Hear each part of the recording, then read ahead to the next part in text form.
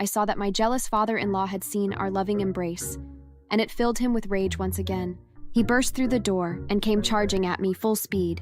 He tackled me to the ground and began punching me in the gut. Ethan restrained him as quickly as he could, but it was too late. I was bleeding. Growing up, we are always told not to hit women. I thought this was something everyone could have agreed on, but I guess my monster father-in-law thought differently. My name is Abby, I'm 26 years old, and I recently went through the most traumatic event of my life. Me and my father-in-law's relationship had always been pretty rocky, even when I first started dating my boyfriend Ethan, who is now my husband. The first time I ever met Ethan's dad, Rick, was one of the worst days of my life. We had already been dating for a couple of months, and I was excited to meet his parents. Upon entering their home, I was met with a very welcoming mother, but a very angry and sexist father. Rick immediately started taking shots at me, making comments about my outfit being too revealing, and asking perverted questions about my past.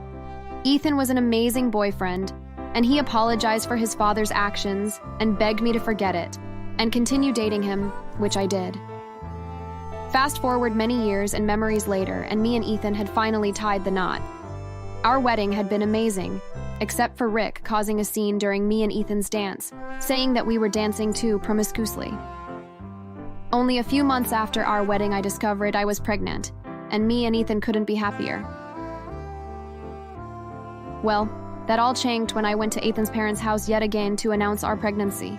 His mom's reaction was just as you would expect. She was thrilled to hear she would be a grandma, while his father's was the opposite of what you would expect.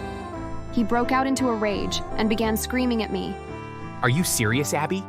You dirty, dirty girl. I can't believe you could be so irresponsible. Why weren't you using protection?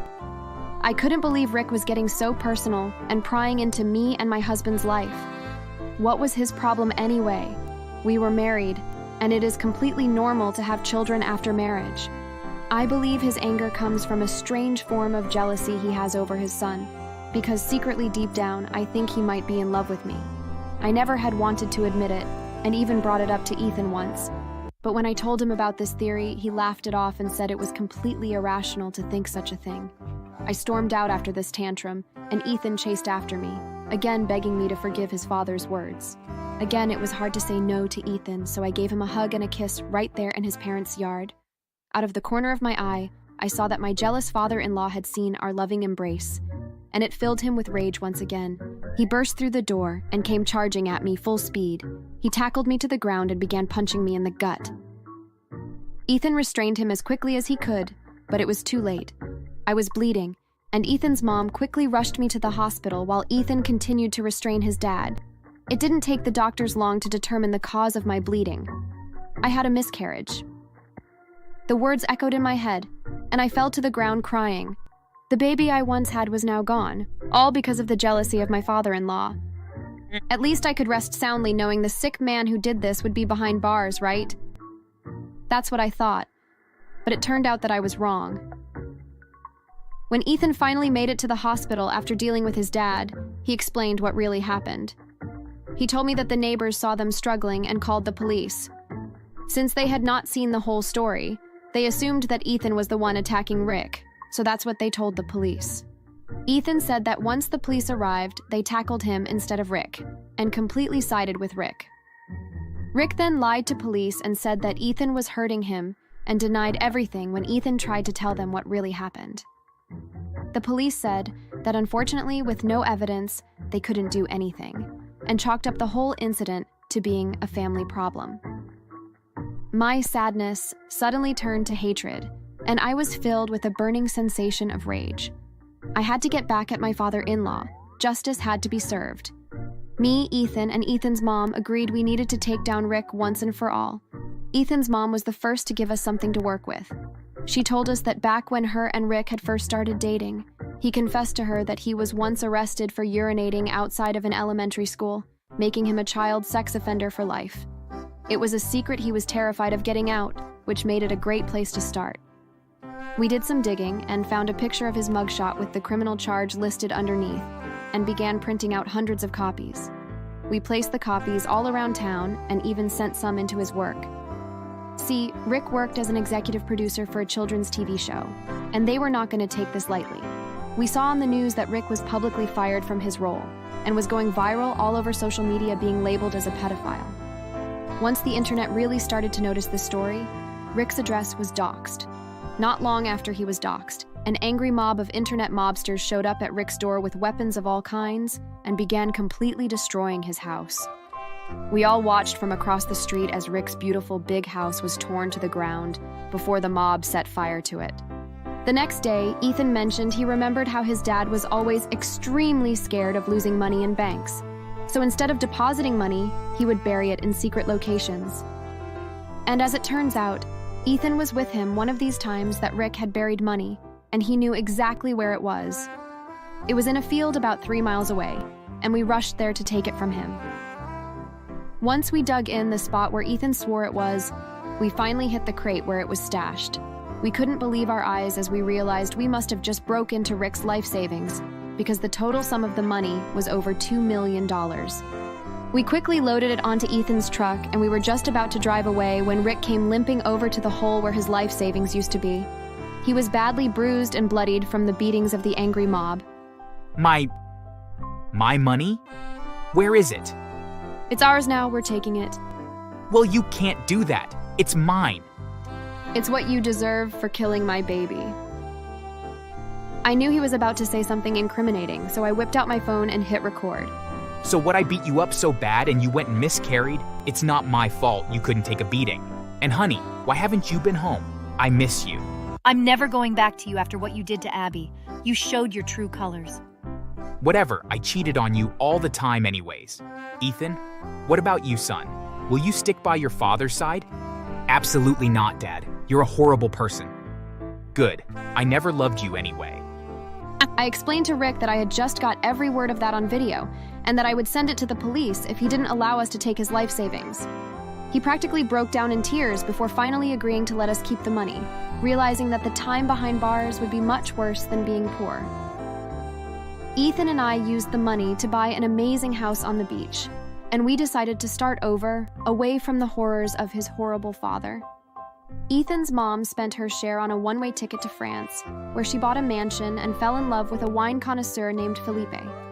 Ethan and I also started a successful charity dedicated to helping mothers who have been victims of abuse, and we are proud to say that we have helped over 100,000 young women back on their feet after dealing with abuse of all kinds. As for Rick, well, he's lived alone on the streets ever since, and those posters we put up and posted online are still circulating, and we've even heard that he still gets beat up to this day by random people who recognize him. I know he's sorry now, but I don't care. Personally, I hope he rots out there. I truly believe it's what he deserves. But what do you think? Do you think we were too harsh on Rick, or maybe even not harsh enough?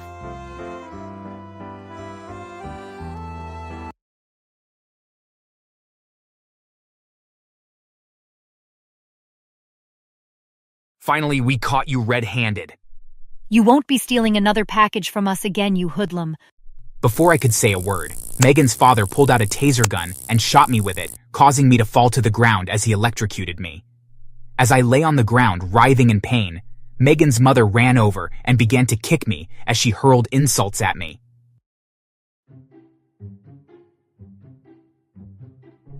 Hi there, my name is Jacob, and I've met some of the nicest people in the world in my life, but sadly, the story I'm about to tell you does not include such people. Nope, actually, if anything, these are exactly the kind of people that you should do your best to avoid. You see, I started dating Megan about a year ago. We had met on a famous app where you swipe right on someone if you like them. Well, we matched and started talking, and after a few weeks of getting to know each other, we met for drinks one night and we both felt sparks fly. We started seeing each other exclusively, and before long, we even started talking about moving in together and possibly even meeting each other's parents. This part worried me though. As a black man, I've dated more than a few white women, and not all of them, but some parents aren't exactly progressive, and once they see me, they make it known that they don't approve. Megan assured me that this wouldn't be the case with her parents. Trust me, babe. My parents are going to love you just as much as I do. Are you sure? Because not all white parents approve of their daughter dating a black man. things could get really uncomfortable really quickly. Yes, I'm sure. My parents are really nice. Have you dated black men before? No, but I just know that they'll be okay with it. I had no reason to doubt that she was correct, and so we set up a day where we would drive out to their house in the suburbs to visit them at their home. The whole drive out there, I had butterflies in my stomach, and I felt very nervous.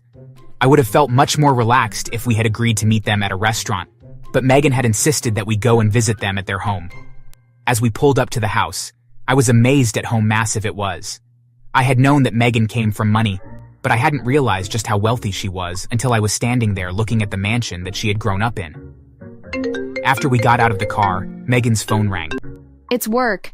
I need to take this, but why don't you go on ahead and I'll catch up in like 2 minutes. Are you sure? I don't mind waiting. No, go on ahead. I'll only be a minute. I knew that I should have waited for her, but instead I listened and I walked up to the front door. Above it was a security camera, and I could feel it staring at me. Slowly, I reached out and was about to knock when I noticed that there was a parcel on the doorstep, which I almost stepped on. Stepping around it, I reached up to knock when the door suddenly swung open, and 2 very angry older people rushed out to confront me. Finally, we caught you red-handed. You won't be stealing another package from us again, you hoodlum. Before I could say a word, Megan's father pulled out a taser gun and shot me with it, causing me to fall to the ground as he electrocuted me. As I lay on the ground, writhing in pain, Megan's mother ran over and began to kick me as she hurled insults at me. We'll make you pay for stealing our mail. You people are never satisfied with stealing once. You had to come back and keep doing it over and over again. You people are so greedy. I couldn't believe it. Megan's parents were crazy and they were racist on top of that. Thankfully, Megan ran up and stopped them from continuing to attack me and pulled me to my feet, but I was in a lot of pain and I could feel that Megan's mother had broken a few of my ribs when she was kicking me. What are you doing? This is Jacob. My boyfriend. Why are you dating the thief that keeps stealing from us? He's not a thief, and he has never stolen from you. He lives in the city, Dad. Why would he drive out here to come and steal from you? Because that's all his people know how to do. Besides, we have him on tape stealing from us. Oh, you do? Well, prove it. I really didn't want to go into their home, but Megan dragged me inside, and her parents showed us a few recordings of some random black men that had been stealing packages off of their porches. I couldn't believe it, though. None of the men on the tape looked anything like me, other than their skin color. Lastly, they showed the tape where both of her parents attacked me. You see, I wasn't doing anything, and those other men looked nothing like me. You attacked me for no reason. I don't know, Jacob. I didn't want to believe them, but it really does look like you on all of those tapes. I couldn't believe what I was hearing. Not only were her parents crazy, but Megan was as well. The only thing I had in common with those other men was my skin color, but these 3 saw us as all the same man. Enraged, I snatched the tape that showed them attacking me and left as quickly as my battered body would allow me to move. Thankfully, they didn't stop me though, and once outside, I called a cab and asked that they bring me to the hospital after dozens of hours of waiting and being x-rayed. Not only did I have broken ribs, but I had fractures on the bones in both of my arms, along with 3rd-degree burns where Megan's father had shot me with the taser. By the time they released me, I was covered in bandages and had a medical bill of over $15,000. I was so angry that I could barely see straight. However, I'm usually a very forgiving person, and so I wanted to give Megan and her parents a chance of making things right, and so I called her. Hey, I just got out of the hospital. Those crazy racist parents of yours broke several bones and nearly killed me. Well, can you honestly blame them? Are you being serious? They attacked me unprovoked. We all watched the same tapes, Jacob, and for you to take the last one really shows your guilt. Yes, we all watched the same tapes, but apparently I'm the only one that can tell that it was different men in each one. Jacob, it was you in each one. Listen, I've managed to calm my parents down, and they promise that if you apologize and return all the things that you've stolen, that they won't press charges. I didn't need to hear another word from her. It was painfully obvious that she was just as racist and crazy as her parents. Like I said, I'm usually a very forgiving person, but these people had pushed me over my limit, and so I called the police and charged Megan's parents with assault, and I gave the police a copy of the tape as evidence. Of course, her parents tried to show the police the other tapes, but luckily the cops watched them and knew instantly that it wasn't me on the other recordings. Unfortunately, this was only their first offense, and since they were so wealthy, Megan's parents only were fined and forced to do community service. Hearing this made me even madder, and so I decided that I needed to use the nuclear option on them. I posted the video of them attacking me all over every social media website that I could with the title, "Crazy Karens Attack Innocent Black Man." The video went viral, and both of Megan's parents became infamous overnight. They became pariahs in their social groups and were even kicked out of the prestigious country club that they belonged to. If they weren't retired, I have no doubt that they would have lost their jobs as well. No matter where they went, people recognized them and harassed them for what they had done. But all that internet infamy wasn't enough. After all, it wouldn't pay my medical bills. But luckily, since I was the one that posted the video, dozens of lawyers sought me out as they wanted to represent me in a personal injury lawsuit against them. Many of them even agreed to represent me for free because they knew that they would get a lot of exposure for representing me in such a well-known and popular case. I chose one that seemed like he knew what he was doing, and we served them and brought them to court. With the tape that I had, it was easy to show that they had attacked me without reason, and along with the x-rays and medical records that I had, it was an open and shut case. After we had presented all of our evidence, the judge took only 30 minutes to deliberate, instantly decided in my favor. He ordered Megan's parents to pay me the $25,000 for my medical bills and an additional $50,000 for the pain and suffering I had endured along with the long-term care that I would need to ensure that my injuries would heal properly. I honestly was hoping for more, but that $75,000 would really help me out so much that I just counted my blessings that I hadn't been hurt worse, and that after all my medical bills were covered, that there would be a lot of money left over to help me get something that I had always wanted: a house. A month after I received my money, I had put a large down payment on a lovely little house and was getting ready to move in when I got a call from Megan. Hey, don't you think that my parents have suffered enough? What am I doing that is making them suffer? You posted that video online. Take it down.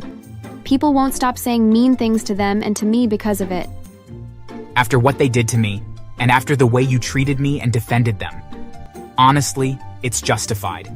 I hope that video keeps being viral for years to come. Megan, for crying out loud. They attacked and seriously hurt me for no reason.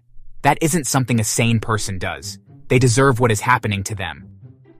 And with that, I hung up on her and blocked her number. I had no interest in hearing from her or her crazy parents ever again. In fact, not more than 6 months later, they did it again to a different man, and since it was their second offense, they were placed in jail for 5 years. It was still a disgustingly short sentence for such a vile crime, but at least it was something. Megan, on the other hand, ended up changing her name and moving to another city. I'm not sure what happened to her after that, but I do know that her parents were hemorrhaging money because of all the legal fees that they were being forced to spend, and since they were the main source of money for her. I doubt Megan is doing all that well financially speaking.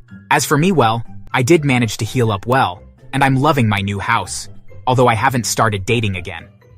I will one day, but for now, I'm just enjoying being a homeowner, although I would have preferred I got the money for it literally any other way.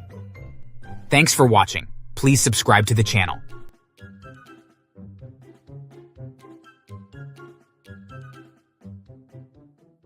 After dinner, we cuddled in our bedroom. Mike soon locked the door and we began to get intimate, but before we could, Lily barged in with the help of a screwdriver and started to yell at us. What in the hell are you doing? This is disgustingly sinful. I'm ashamed of you, Mike and Heather. Goodness, I really wish we hadn't sent you to America for education, Mike.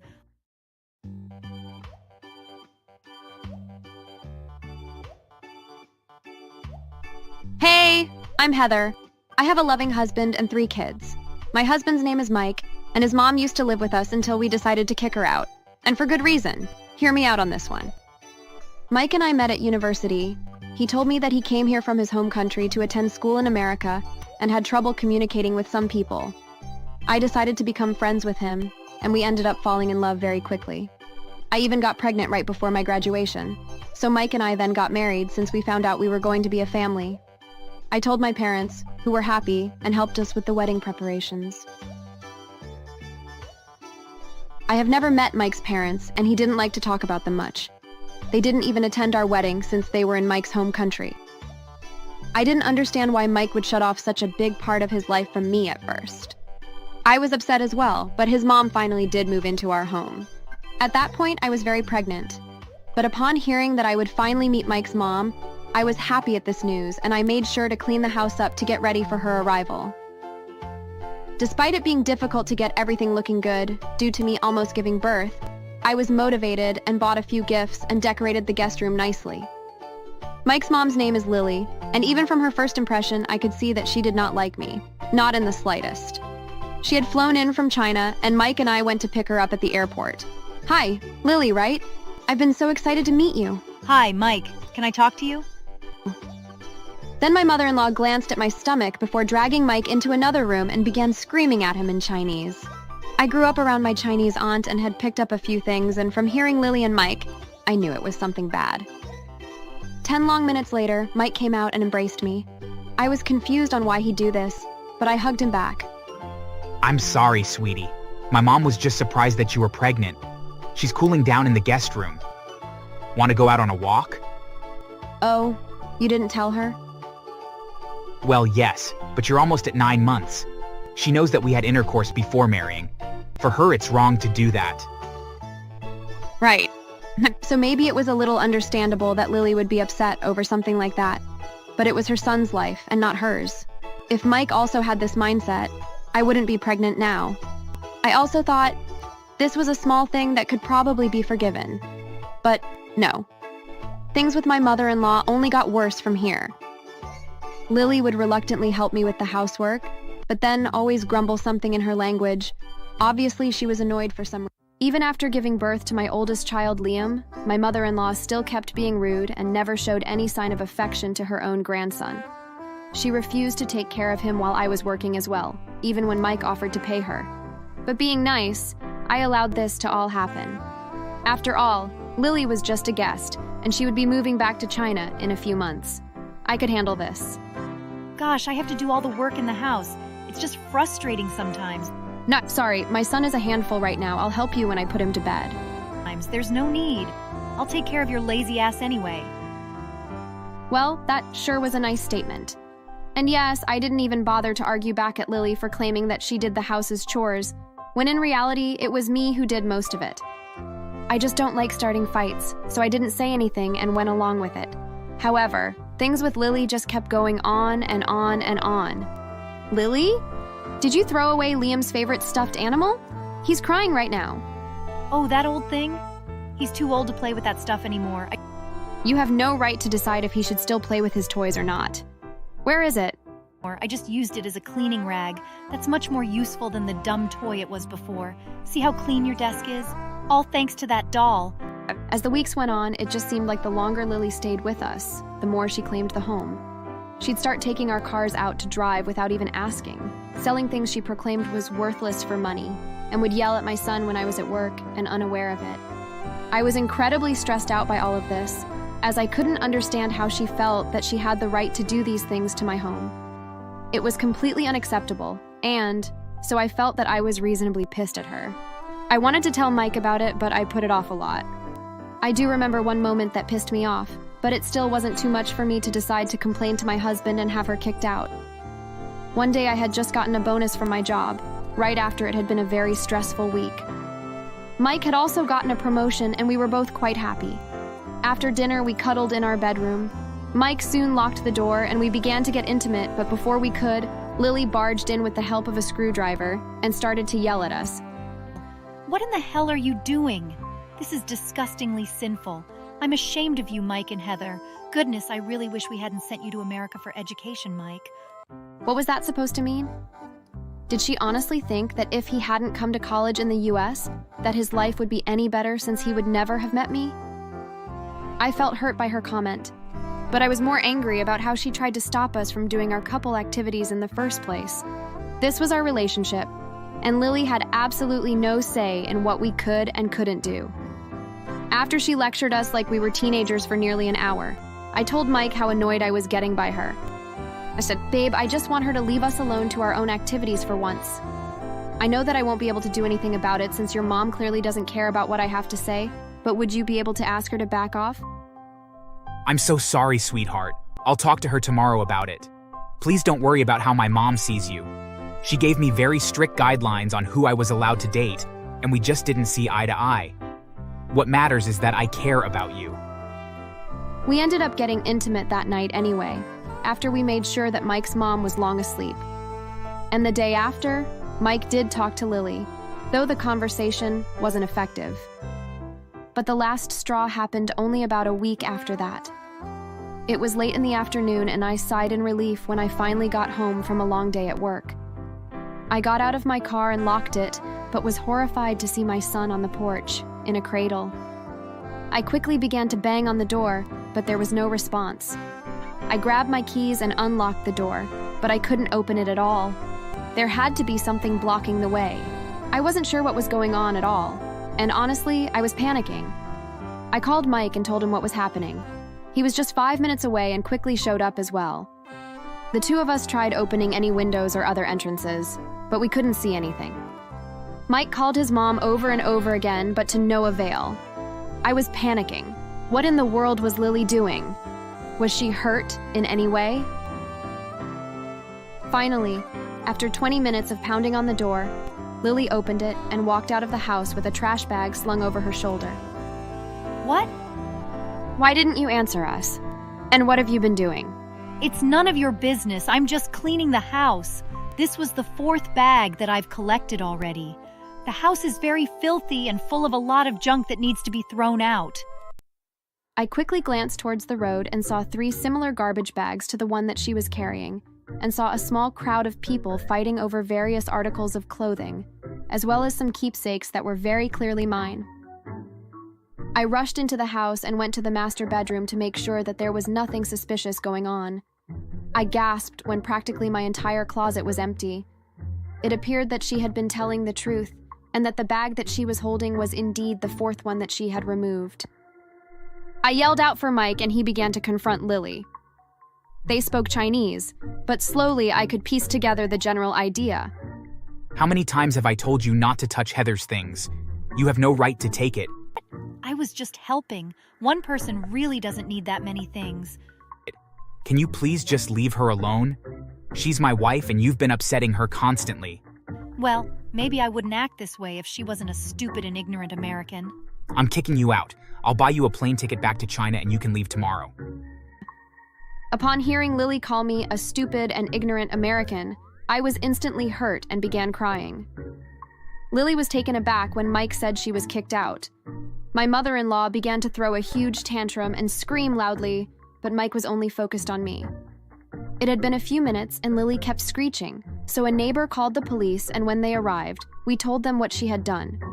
Since her actions had resulted in my possessions being lost, they asked if we wanted to press charges against her and have her arrested for theft. Reluctantly, we agreed that it was the right thing to do, and so she was hauled off to jail. Being from China, though, the police couldn't legally hold her in an American prison and were forced to extradite her back to China. But since she had already been convicted, this only meant that instead of serving her sentence in an American prison, that she would instead serve her sentence in a Chinese one. And from what Mike has told me, the prisons in China are so much worse than in America, as the prisoners are practically tormented while they serve their prison terms.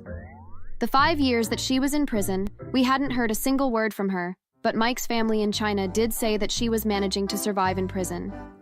Although when she was finally released, she had lost a significant amount of weight and ended up even losing her teeth from malnourishment and was forced to get dentures once she returned home. Even though now I don't hear from Mike's mom, she periodically calls Mike to beg him to divorce me and to find a Chinese girl to date instead. Mike refuses every time, and it brings Lily into another one of her temper tantrums. I find it funny now that she doesn't have any control over us and is suffering from just seeing us be happy together. But what do you think? Did we do too much? Thanks for watching.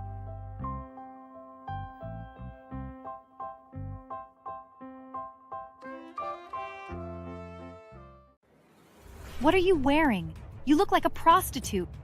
Sorry, but Bruce insisted that I wear this outfit today. How dare you lie to me like that? My son would never want his future wife to dress like a skank, So not only are you lazy, but you're also a liar as well.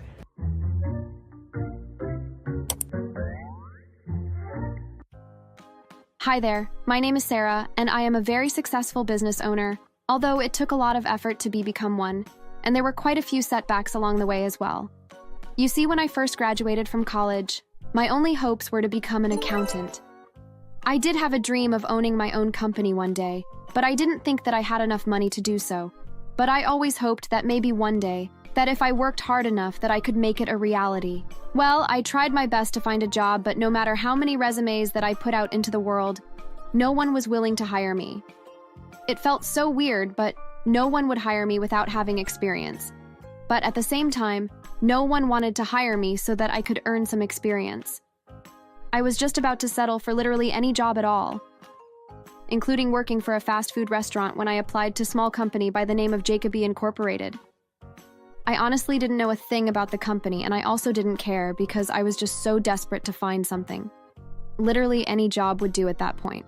Luckily, the man that interviewed me told me that I didn't need any experience at all, and that he would love to hire me as the company accountant.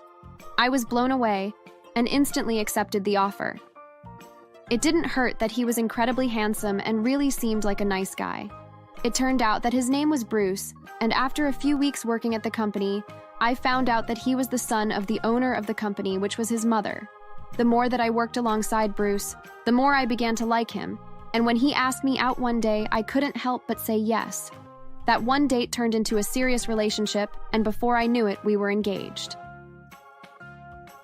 Until we were engaged, his mother never really interacted with me, but once we were, things changed drastically. Sarah, now that you are engaged to my son, I am going to need you to increase the amount of work and dedication that you have for the company. Just like me and my son, you will need to put forth a good image. Okay. Well, what kinds of things do you need me to do? Well, you need to start putting in more hours to start with. You can't be lazy anymore, and you need to dress better too. No more wearing cheap rags like you have been, and maybe put some makeup on. I had no idea what she was talking about as I put makeup on every day. As irritating as she was, though, I knew that one day that Bruce would inherit the company and that I wouldn't have to put up her nonsense forever. And so I stopped working 8-hour days and began to work 12-hour days instead, and even started working every Saturday as well. My duties began to be more than just accounting. I had to do that as well, but suddenly I was also doing the purchasing, the scheduling, and I even had to take over the human resources department. Even though it was a lot, I kind of liked the money that I was making, but the hours were exhausting. I even tried to go and talk to Bruce about it. Hey Bruce, honey, I'm kind of worried that I won't be able to keep up this level of work forever. What do you mean? Well, I'm barely getting enough sleep right now, and even when I'm not at the office. I still am doing paperwork, and I have no time to do anything like clean the house. Well, I'm sorry that you can't keep up with my family, but that's what it takes to be in our family. You need to stop being lazy and put in the effort. Do you honestly think that my mother and I don't work just as hard? Are you saying that we're lazy? No. I'm not saying that you're lazy. I'm just saying that I'm burning out. I had a miscarriage due to so much work and stress. Don't that mean anything to you? I don't care. If my family was lazy, we won't have such a company now. I was worried about how Bruce reacted. It almost seemed like his personality was beginning to flip and change right before my very eyes. He even began to demand that I dress a certain way that I wasn't comfortable with. I had always dressed very modestly, and he began to insist that I dress provocatively in very revealing outfits. Between his odd demands and his mother constantly increasing the amount of work that she expected me to do, I was nearly at the end of my rope. Oddly enough, while Bruce wanted me to dress in skimpy outfits, his mother used it to attack me. What are you wearing? You look like a prostitute. Sorry, but Bruce insisted that I wear this outfit today. How dare you lie to me like that? My son would never want his future wife to dress like a skank, so not only are you lazy, but you're also a liar as well. It was so incredibly hard for me to bite my tongue, and as she was insulting me, she accidentally dropped her coffee. And now look what you made me do. Clean that up right now. I don't even know why my son is with someone like you. I was shocked, but I wasn't surprised. Reluctantly, I got down on my hands and knees and began cleaning up the spilled coffee. It was degrading, but what made it so much worse was that once I was on the ground cleaning up the mess, I felt her foot on my back suddenly. She shoved me with her foot, and suddenly my face was shoved into the hot liquid. I gasped as I felt my face collide with the floor. It took all of my self-control to not stand up and slap her. The next day, I went and tried to talk to Bruce again, hoping that I would be able to figure something out. Bruce, your mother assaulted me and called me a slut. Well, she must have had a good reason. Maybe you shouldn't dress like one then. Are you serious? You told me to dress like this? And no, she did not have a good reason to shove my face into the floor. Why are you defending her like this? Probably because you've shown me that you aren't worth defending. I mean, you're constantly complaining about having to work and how mean my mother is. Why would I defend you? But I'm your fiancé. Bruce, choose your next words carefully. Oh, please, just stop being a lazy skank. It's that simple. I saw red. In one swift movement, I pulled the engagement off my finger and threw it in his face and then left. The next day, I wrote up an email explaining that I would not be giving my 2-week notice as I felt that it wasn't deserved. Not only was my engagement over and done with, but I quit working for them as well. I was terrified as once again I was without a job and I had no idea what I was going to do. Thankfully, I did have a lot of money saved up from all those hours that I was working, but that would only last for so long. However, a week after I quit, some of the former clients from Bruce's company continued calling me. As it turned out, they enjoyed working with me, more so than they enjoyed working with my former company. Knowing this, I began to wonder if I could just steal Bruce's clients. After all, I was doing most of the work to begin with. And so I took a chance and got a loan from the bank to start up my own company. It took a lot of work to hire all the staff that I needed to make a startup company, but thankfully, while working for Bruce and his mother, I had made a lot of contacts that made it possible to get the loans I needed as well as the clients I needed to pay the bills. The year after I quit working for Bruce and his mother was hectic and very nerve-wracking, but it didn't take long to see the signs that things would work out. As the year went on, I became more established as a reliable alternative to their company. As it turned out, I wasn't the only one that viewed Bruce's mother as abrasive and annoying. It was a very scary first year, but I kept at it, and I turned out to be completely worth it. As the first year ended, I had established a large clientele, many of which were clients of Jacoby Incorporated, but had stopped working with them as they preferred to work with my company. However, those were only the first clients, and word of mouth began to spread that I was not only far more approachable than Bruce and his mother, but that I did a better and more thorough job as well. As a result, I was forced to start hiring more staff to accommodate all the additional work that was coming my way. It was around that time, though, that Bruce's mother passed away. Apparently, she had developed a brain tumor, and the disease spread quickly, and she passed away. Without her, Bruce was lost, and he began to make poor decisions for the company. So many, in fact, that Jacoby Incorporated was on the verge of bankruptcy. Once I heard that, I made an offer to buy Jacoby Incorporated from Bruce at a fraction of what the company was actually worth and was completely surprised when Bruce accepted the offer. As it turned out, he was struggling to pay his bills as the company was hemorrhaging money both from losing so many clients as I scooped them up, but also because Bruce had never actually learned how to run a company. With the stroke of a pen, Jacoby Incorporated no longer existed, and all of Bruce's former employees now worked for me. It was strangely cathartic to know that Bruce's company now belonged to me, and that his mother was probably turning over in her grave knowing that he failed the company that she had created. Later on, I found out that Bruce had never actually recovered. He had taken the money that I had given him for Jacoby Incorporated and had wasted it gambling, and as far as I know, he was living on the streets as he had to sell his home and belongings to cover his debts. Part of me felt bad for him, but only a very small part of me. So now I own my own company, and I am even engaged once again, although this time, it's to a much better caliber of man. Thomas is a dentist, and while he supports me and my company, he is also happy to keep our companies separate and often encourages me to take time off to just spend some downtime, relaxing and recharging my social and emotional batteries. He is the best thing that could ever happen to me.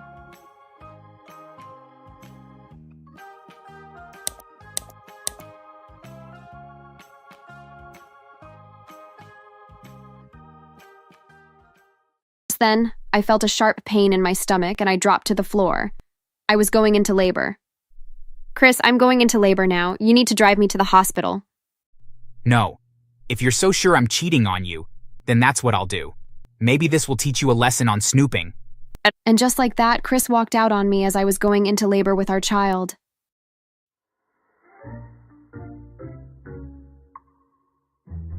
Hi, my name is Tracy, and boy do I have a traumatic story to tell you. I had this boyfriend named Chris, who at the time seemed to be the best guy you could possibly imagine. We met at work, where I worked as a nurse and he as a doctor. Things were going amazing, like really amazing. So amazing that I got pregnant out of the blue, and we both decided we needed to keep it, as we both despised the idea of abortion. We agreed to get married after the baby was born, an idea that would come in handy later on. One day, I was over Chris's house getting ready for a movie date. He was in the shower and I was putting on my makeup when I heard a knock at the door. I answered the door and was met with a middle-aged woman wearing inappropriate lingerie. She seemed shocked to see me and became very embarrassed. Who the hell are you? Pizza delivery, wrong house, sorry. What the? The woman ran back to her car and drove off. She was obviously lying about the pizza, and it really threw me off. When Chris got out of the shower, I questioned him about this awkward encounter. Haha, yay. That's really weird. I have no idea what that was about. He seemed really nervous and kept scratching his head. The next couple of days, I couldn't get this incident out of my head, and I decided I needed to get to the bottom of it. The next time I was at Chris's house, I waited until he went to the bathroom, and I went through his phone. To my surprise, it looked clean until I saw an app I didn't recognize. It was a secret picture app, and I began to go through it. To my horror and shock, there were hundreds of X-rated pictures and videos of my boyfriend and that same middle-aged woman who had been at his house a few days earlier. I struggled to hold my tears back as I screenshotted and sent myself some of the most incriminating ones as evidence, and then tried to continue to act calm for the rest of the night. However, my anxiety got the best of me, and I burst out yelling after we had dinner at his place. I know you're cheating on me. What? What do you mean? That woman who showed up the other day, she's your mistress. I saw all the pictures and videos. You evil pig, you went through my phone? I think what you did was much worse. I mean, we're about to have a baby together. Then, I felt a sharp pain in my stomach and I dropped to the floor. I was going into labor. Chris, I'm going into labor now. You need to drive me to the hospital. No. If you're so sure I'm cheating on you, then that's what I'll do. Maybe this will teach you a lesson on snooping. And just like that, Chris walked out on me as I was going into labor with our child. I knew right then and there that I was not going to marry that evil man. I took out my phone and called my older brother, who rushed to get me and take me to the hospital. He was there for me the whole time, and my parents came too to keep me company. After several hours, I finally gave birth to a beautiful baby boy, and I named him Brady after my great-grandfather. I tried calling Chris, but he just ignored all of my calls. I knew he was with that middle-aged woman, probably cheating on me as I sat there with our son. When I finally went home, my parents and brother questioned me on my Chris had not shown face. I wanted to make an excuse for him, but I decided to come clean about what was going on. My parents became furious, and my brother became completely irate.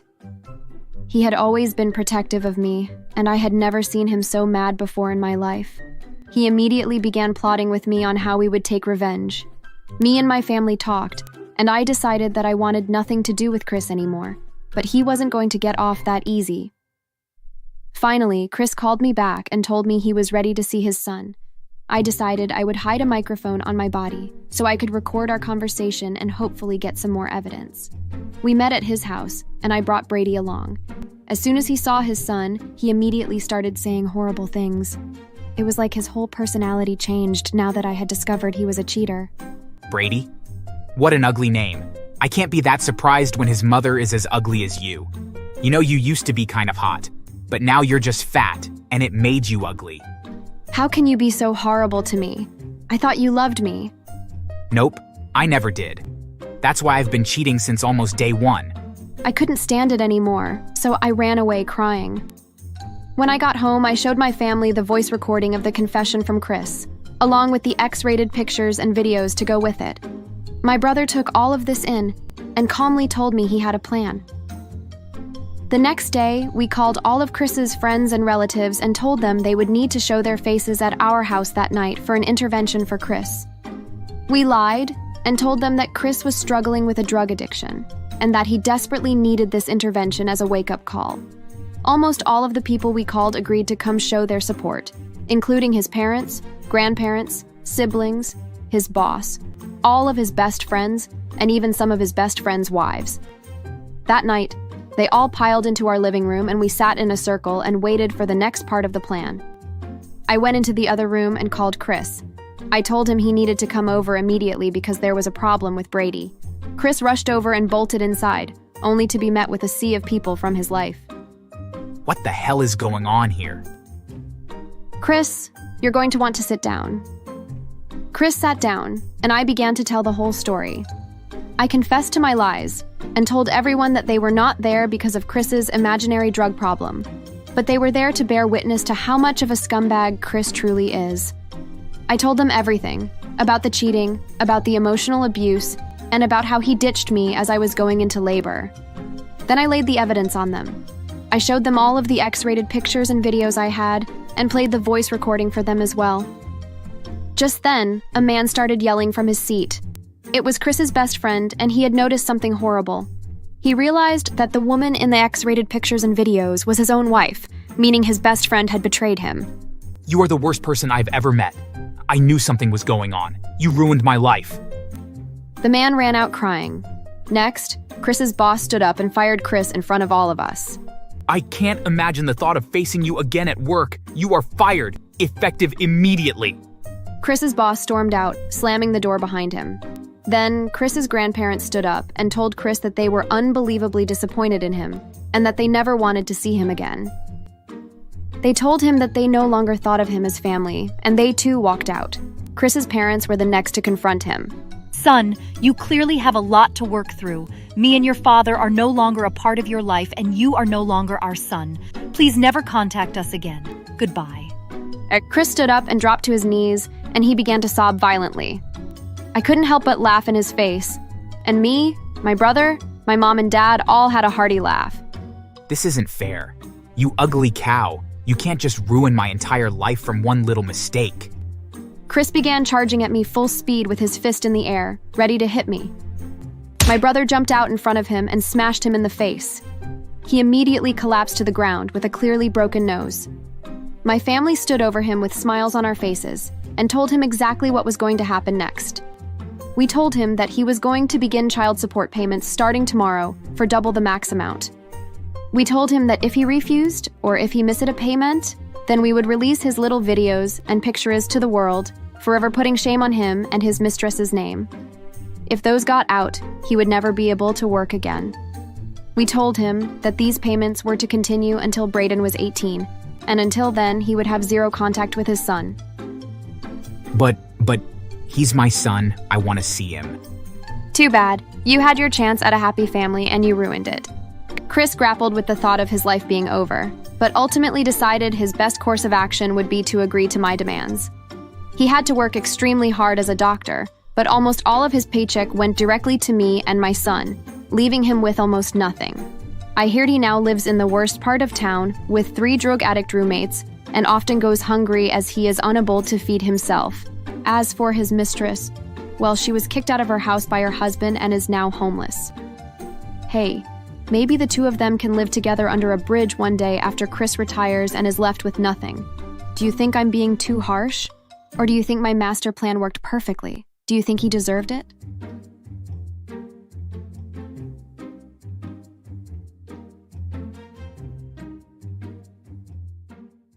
When my brother went to the bathroom, Angela got up and rolled me into a secluded room.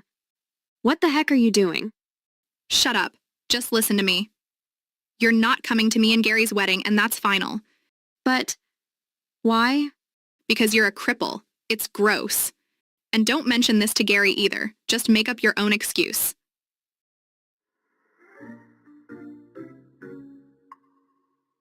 Growing up was difficult for me. My earliest memories consist of bullies at school making fun of me because I was disabled.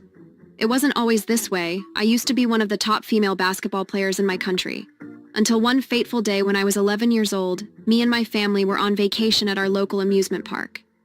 I really wanted to ride this one specific ride that I was a little too small for, but my mother said no. I just had to have my way, and I waited until my mother was busy tending to my little brother and snuck over to the ride. I snuck past the guard that was checking everyone's height because I knew he wouldn't let me on either. Once on the ride, I was strapped in, but I could tell something was wrong. All of a sudden, the ride started spinning and twirling, and my restraints were becoming loose. I screamed, but it did no good, and at once I was flung from the ride. I landed on my side and completely shattered both of my legs and my hips. I was rushed to the hospital and found out days later that I would probably never walk again. My name is Gracie, I'm 24 now, and I have been in a wheelchair ever since. The worst part about my accident was that I was never able to play my favorite sport, basketball, ever again. I tried playing wheelchair basketball, but it just wasn't the same. On top of this, ever since my disability, I have always had trouble making friends. During school after my accident, I was bullied relentlessly. There was this one kid, Nick, and he was the meanest person I had ever met. I remember one day during lunch, all of my friends had grouped together at a table and were gossiping and telling secrets, which of course was one of my favorite things to do. Anyways, I rolled over to them and tried to join, but Nick stood up and pointed at me and told everyone I was a cripple, and that cripples can't be trusted with secrets. I never forgot that day, but it changed me for the better, because it made me decide that I would never be excluded from my disability ever again. One person that was on my side the whole time was my brother Gary. He was always there for me and defended me from the bullies. If he got word of someone being mean to me, he would beat them up, disregarding the consequences. He's a couple of years older than me, making him 26, and he just gave me some huge news. He told me that he was marrying his girlfriend Angela, telling me she was the love of his life. When he dropped this news, red flags immediately started shooting up. First of all, Angela was over 20 years older than him. She was 50 years old. On top of this, I had heard through the grapevine that Angela has cheated on every boyfriend she has ever had. This clearly was not the type of girl I wanted my brother to marry, but decided to keep this to myself at first because I wanted to spare my brother's heart. But now it had gone too far, and they were getting married. See, I had a hunch about what Angela was really after. My brother was rich, he had started a tech company during the dot-com boom, and he had sold the company some years ago and is now worth millions of dollars. My brother couldn't see these ill intentions like I could, and instead insisted that we get together to celebrate, to which I painfully agreed. Fast forward to that weekend, and I arrived at my brother's house to meet his new fiancée. When she opened the door and looked down at me in my chair, she had a look in her eye that was all too familiar for me. It was the look of disgust and disdain. You're his sister? The one he loves so much? Yes, I'm Gracie. Is that so hard to believe? My brother saw me and invited me inside immediately. He told me all about their wedding plans and the things they plan to do with their lives. I loved catching up with my brother, but I noticed that Angela didn't smile once. She didn't even seem to care about the plans my brother was making. When my brother went to the bathroom, Angela got up and rolled me into a secluded room. What the heck are you doing? Shut up. Just listen to me. You're not coming to me and Gary's wedding, and that's final. But why? Because you're a cripple. It's gross.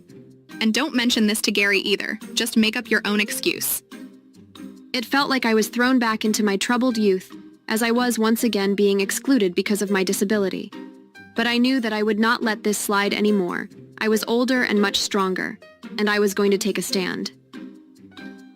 I knew that at first I had to keep calm, so I just told her I would listen to her, and make up some excuse to tell Gary. The rest of the visit went by in a blur as I was plotting my revenge. I realized that to get this evil witch out of me and my brother's life for good, I was going to have to prove it. I knew that my brother would never believe his sweet Angela would say something so harmful to me, as my brother has a tendency to go blind in situations where love is involved. The very next day, I decided to tail Angela. I recruited my best friend Ashley to drive me around on my mission. I knew she was probably cheating on my brother, since she was just after his money anyway. After Angela left work, we watched as she drove to a motel and went into a room with an unknown man. I couldn't say I was surprised. Luckily, I had brought along my professional camera, and I snapped a few pictures of the two walking into the room. But this wasn't enough, so I rolled over to the window and snapped a picture of the two kissing. But I made a huge mistake. The flash of my camera was on, completely giving away my hidden position outside of her room. Angela came storming out of her room and glared at me with unhinged rage. Oh, look, well, if it isn't the ugly cripple. I sprung into action and pulled my phone out discreetly to record Angela's verbal harassment. Once I was recording, I knew just what to say to set her off. I knew it. You were cheating on my brother. You are evil. Yeah, and so what? Your brother is a little nerd. I only want him for his money. As soon as we got married, I knew I would be in the clear to divorce him and take half of everything. Plus, I could never accept a cripple like you as my sister-in-law. It's disgraceful. You know what, Angela? I feel sorry for you. I rolled away back into the car with Ashley, and we drove off. I have to say, I took no pleasure in revealing this evil side of Angela to my brother, who was hopelessly in love with her. He even threw up when he saw the video and pictures of what his fiancée from hell was really up to. But his sad demeanor slowly transitioned to rage, and he was ready to confront Angela. He called her and told her to come over immediately. How could you do this? I trusted you, and you threw it in the trash. I want you out of my life immediately, and you won't be getting a dime either. What? No, she must have faked it. That stupid cripple. Save it, Angela. Get out of our lives. My revenge on Angela had inspired me and motivated me in ways that I had never felt before. I felt like a new person. I felt like I could do anything. I looked down at my legs and thought about what I would do if I could do anything. That day, I pledged to begin a new journey, the journey to learn to walk again. I expressed my newfound love for life to my brother and explained my plan, and he agreed to fund my journey by buying me the best physical therapist money could buy, along with the high-end equipment to go with the therapy. For the next year and a half, I dedicated every second of my waking being to regaining movement of my legs. I still remember the day I took my first step without any help. I have never cried so many tears of joy. Today, although I walk with a cane to this day, I'm living proof that anything is possible. Oh yeah, I almost forgot to mention something. Last week, I walked into my favorite donut shop that I go to every weekend. I saw a sad-looking man in a wheelchair, and I went over to say hello since I sympathize with those who are in the same position I was once in. When I got all the way up to him, I practically dropped my donut. It was Nick, my bully back from grade school. He explained that he had been in a tragic car accident, which left him paralyzed from the waist down and was never going to walk again. I felt a sense of karma, but to be honest, I did feel bad for him. I decided to be the bigger person, and instead of talking down on him, I gave him words of encouragement and referred him to my physical therapist and told him to never give up. What do you think? Should I have played my cards differently, and was I too harsh on Angela?